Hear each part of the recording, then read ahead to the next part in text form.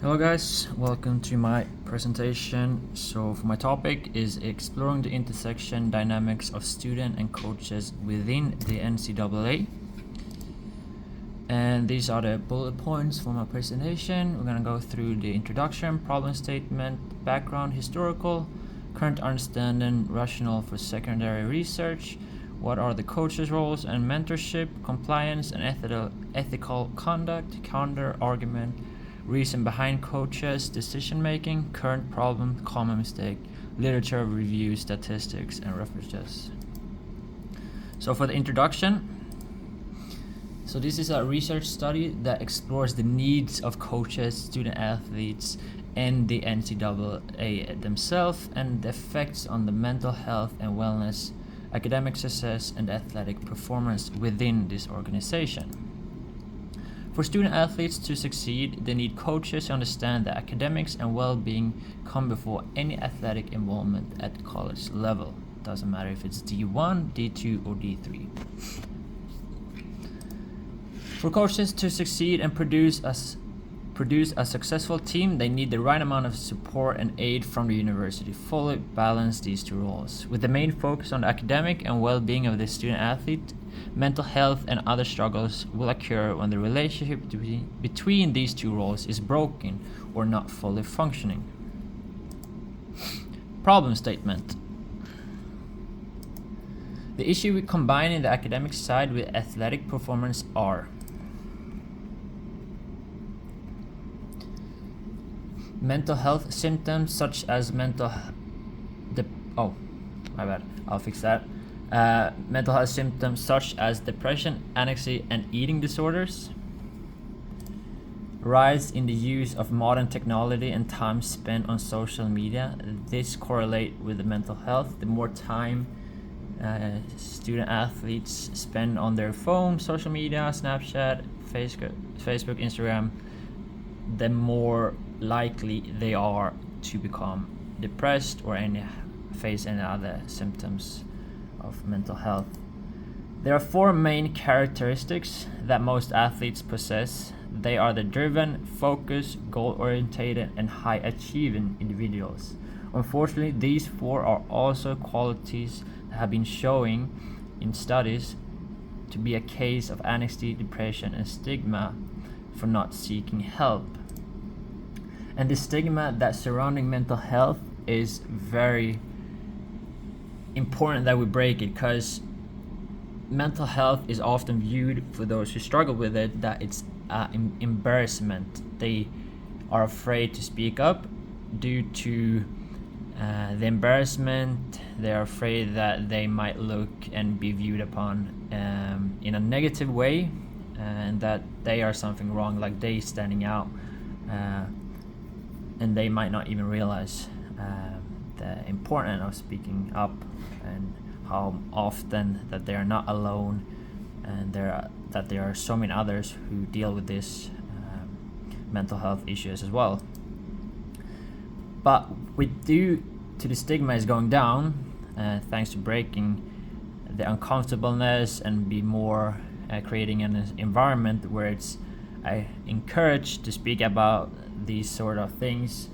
In the last 10 years, there's been increase from 19 to 34, which is a good thing that people are willing to speak up when they suffer.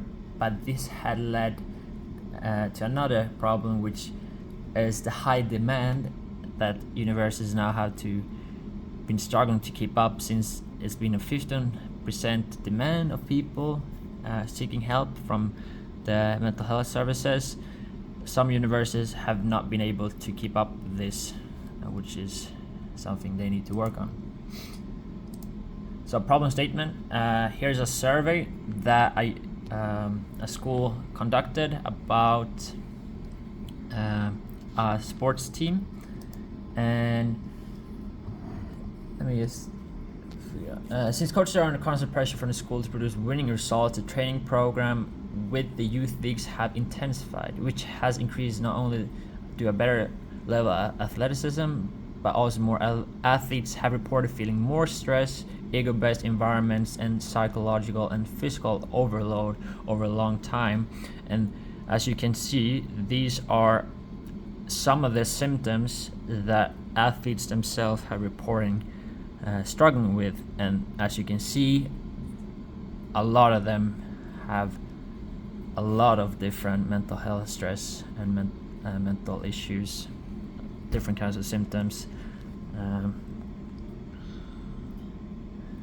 And going forward to background historical, so the NCAA has existed for around 100 years, and as long as the organization has been around, college athletes have been competing in high-level sports, which has led to tremendous and physical and mental struggles for the student athletes.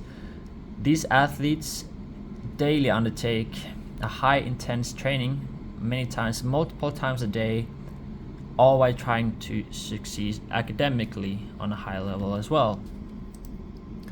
And the issue with having historical background is that there's been a lack of historical data and literature review regarding mental health throughout the history.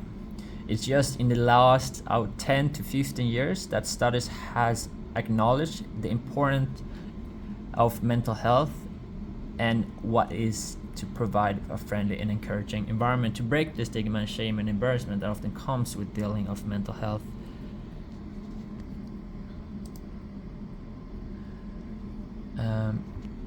So thanks to many studies in recent years, universities have grasped understanding more and more of why mental health has evolved to the issue it is today.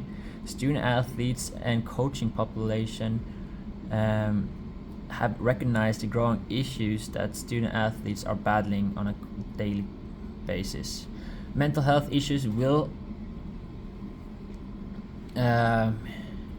break the stigma for helping it, and it's equated to the stigma is equated to weakness, and that's the stigma we need to break throughout the college environment at all NCAA schools. And here is another survey that was conducted by the NCAA themselves. It shows that the majority of students, both men and women, men in blue, women in yellow, think that they have mental health concerns, and roughly half of them know where to go if they ever would need that help, and less than 50% would be comfortable, and that's the stigma, that less than 50% would be comfortable to speak up. And then around 50% thinks that their coaches has a huge impact and that they would take them seriously, which is also concerning.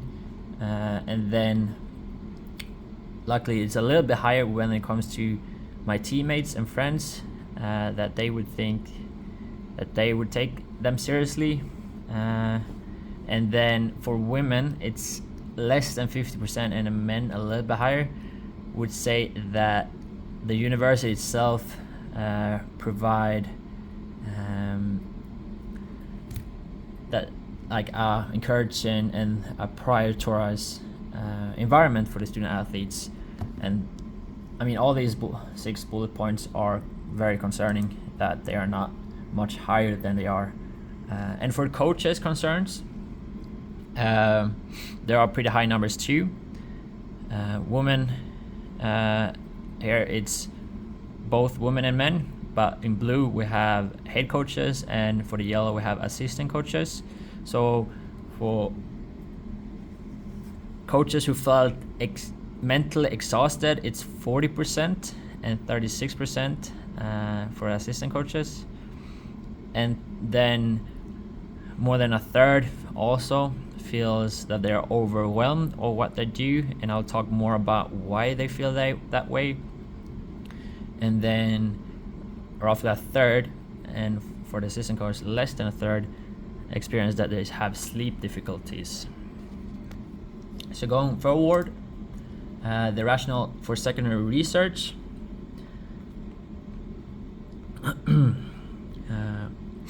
So rational research for mental health in the NCAA lies in its relevance and importance for student athletes' well-being. It's important that we understand and address the mental health issue within the collegiate athletes, and it's crucial due to the unique stressor and pressure that is faced by athletes. This research is essential for implementing an effective intervention and reducing the stigma and promoting a supportive environment where student athletes can academically and athletically thrive. So student athletes within the NCAA are a unique population due to the time commitments, stressors, and resources they have. Although working out on a daily basis come with many beneficial rewards, such as longer health span, delaying the onset of chronic conditions and diseases, it also brings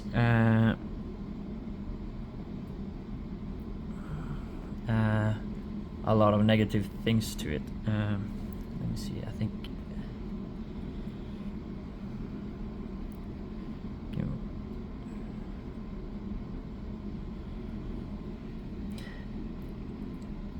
okay, this is what I was trying to find. So combining a high level of athleticism with a high level of academic is not easy for the students. It will often cause some level of mental health concern within this group, such as risk for a clinical or subclinical eating disorder, substance abuse, gambling addiction, sleep disturbance, and mood disorders, and even suicide will occur, and is due to the high demands given by their commitments in the sports and academics. In combining these two, and while this combination between sports and academics is not really functioning, and that's why we see these sadly outcomes within the student population, and that's why the rational research for secondary research is so important to find solutions and make the environment throughout each institution that the NCAA work on. So a little historical background. In 2013, interdisciplinary NCAA mental health task was firstly assembled by the NCAA Sports Science Institution to address the mental health challenges faced by the student athletes population. As a result of this initiative, the NCAA created a comprehensive range of educational resources and policy recommendations to promote the mental health and well-being of college athletes. And this is also, I think, one of the main concern is that 2013 is not so long ago, and that's kind of when I talked about that there's not a lot of recent old data, and like the majority of the NCAA, the focus hasn't really been on the mental health and well-being of student athletes. It's, as you guys can see, this is 11 years ago when they first started to talk about the mental health and kind of prioritize it.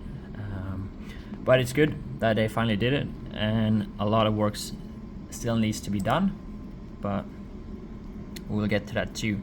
So research limitations. When we look over the statistics, usually the sample size is a very small percentage of the entire student athlete population within the NCAA. So that's something we cannot always be accurate when we look at the numbers. And then another issue with this is that some schools are putting a lot of work and energy into preventing mental health, while some schools barely do anything at all. So we can't really say that while some things work for others, some things might not work for one school.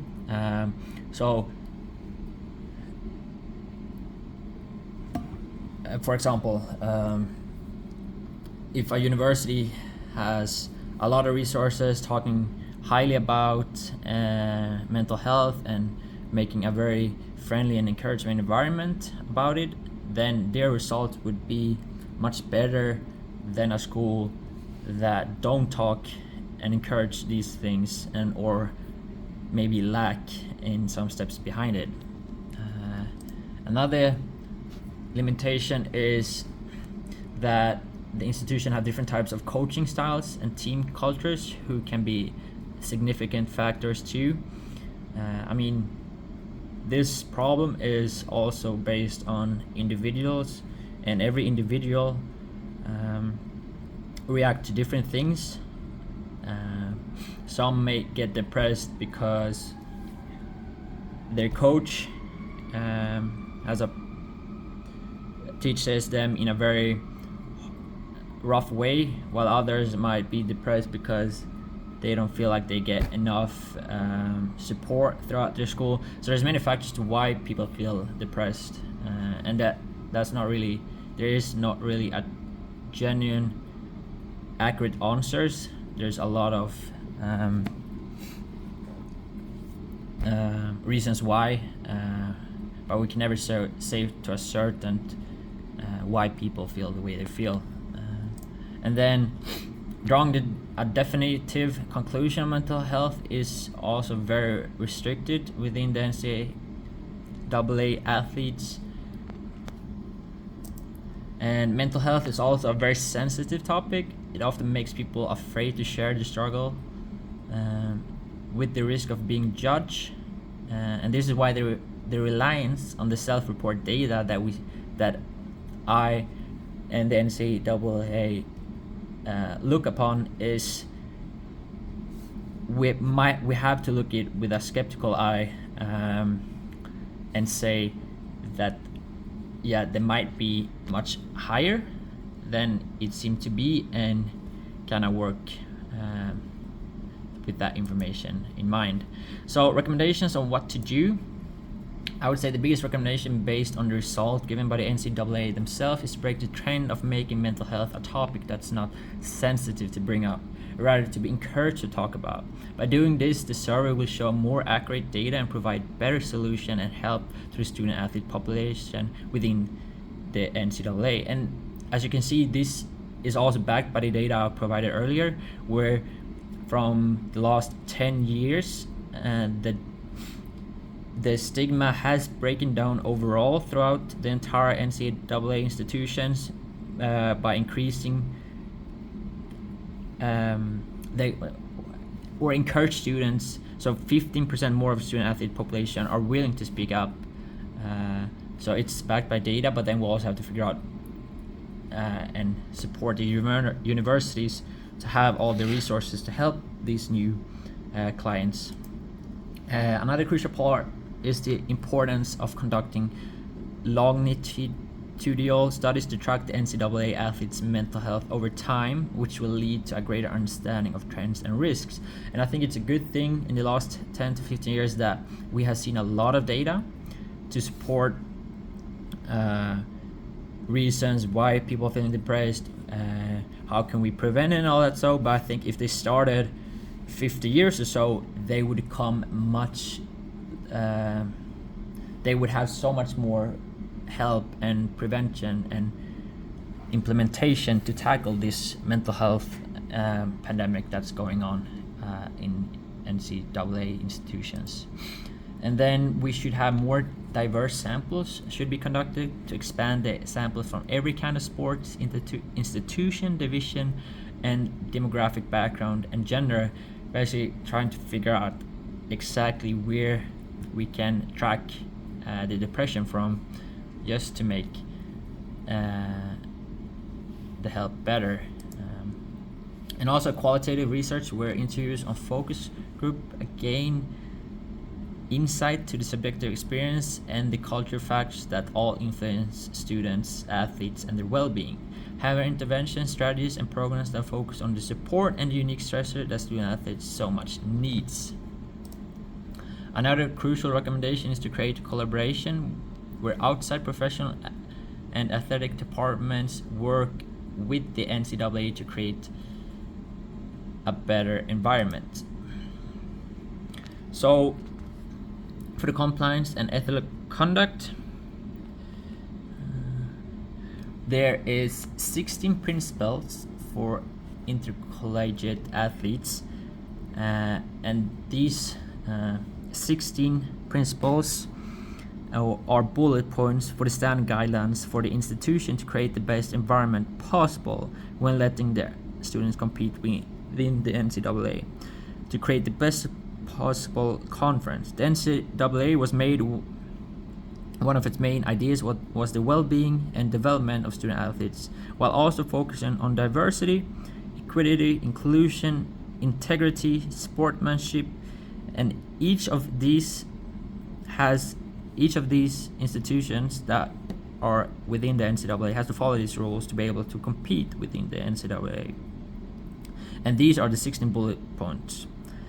Institutional control and responsibility, student athlete, well-being, gender equality, sportsmanship, ethical conduct, sound academic standards, non-discrimination, diversity within governance structure, rules compliance, amateurism, competitive equity, recruiting, eligibility, financial aid, playing rules and practices, post-season, competitivism, and consistency sponsored by non-collegiate organizations, and economy of athletics program operation. So basically these are all guidelines that the institution has to show that they're committed to doing whatever it takes to set these as their standard guidelines.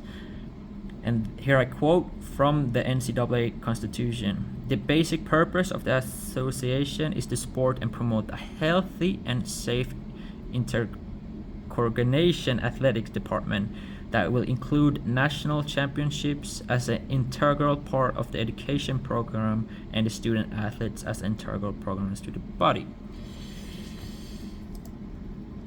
And some of the reason behind coaches' decision is that they are facing a lot of pressure from the university themselves to produce winning results and a good team, and hence therefore a lot of coaches sometimes take it to themselves that they take away the main goal, which is the student athlete. They take away and make it just the focus on the athlete. So the well-being and the academic sides are pushed to the side, and the coach focuses on the athletic part, which can lead to student athletes feeling depressed. So current problems is, as you guys can see, the numbers are way too high. Female is in dark blue and male in light blue, and as you can see by the NCAA themselves, the data is just a few years old, but it shows that they are both very much overwhelmed. They both feel very mentally exhausted. That 40% of men feel lonely, 26% of girls feels lonely, and almost a third of the guys feel hopeless, and while 20% roughly feel hopeless or female, and then 5% and 4% considering suicide or self-harm. And these are things that need to be tackled. And there's some interesting data on mental health, as I showed you before, these two, but then for recent concerning transfer, it's also because of the mental health concerns, conflict with coaches and teammates. So basically the entire environment surrounding the student are the problem. So the solution is simple: spread awareness, break the stigma surrounding mental health, and more research and studies should be conducted. It's my references, and any questions?